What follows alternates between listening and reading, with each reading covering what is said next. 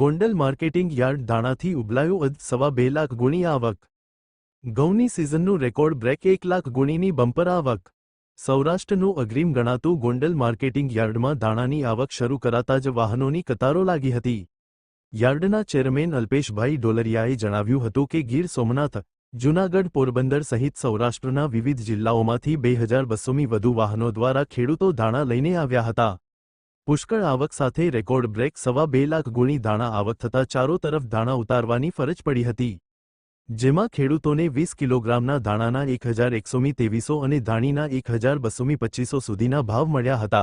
બીજી તરફ ઘઉંની સિઝનની રેકોર્ડ બ્રેક આવક 1 લાખ ગુણીની આવક થતાં યાર્ડમાં ઘઉંના ડુંગરો જોવા મળ્યા હતા।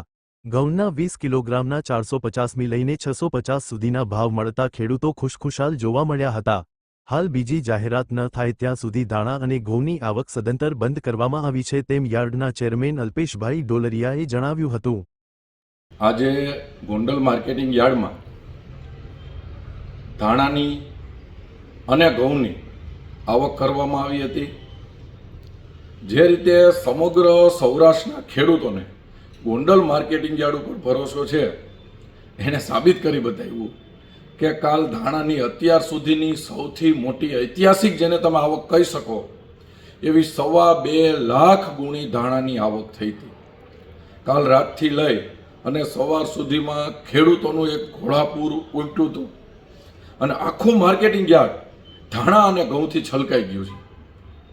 આપણે કલ્પના ન કરી 2200 કરતાં પણ વધારે વાહન, 2.5 લાખ ગુણી ધાણા ખેડૂતો, સમગ્ર સૌરાષ્ટ્રના ખેડૂતો, જામનગર, જૂનાગઢ, ભાવનગર, ગીર સોમનાથ, સુરેન્દ્રનગર, રાજકોટ જિલ્લો, સુરેન્દ્રનગર જિલ્લો, બધા જ ખેડૂતો ગોંડલ માર્કેટિંગ યાર્ડમાં ધાણા લઈને આવ્યા હતા અને 2.5 લાખ ગુણી જેવી ધાણાની ઐતિહાસિક આવક થઈ હતી।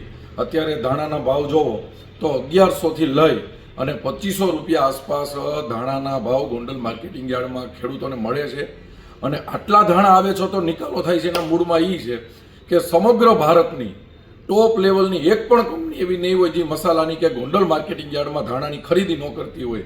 હજી વિદેશની પણ એવી ઘણી કંપનીઓ છે અને જેને આપણે આવકારી છીએ અને જે અત્યારે ખરીદી પણ કરે છે, એને હિસાબે એટલા વેપારીઓ આવે છે એટલે આટલા ધાણાનો નિકાલ પણ થાય છે। એ જ રીતે તમે જોવો તો કાલે 1 લાખ ગુણી ઘઉંની પણ આવક થઈ હતી।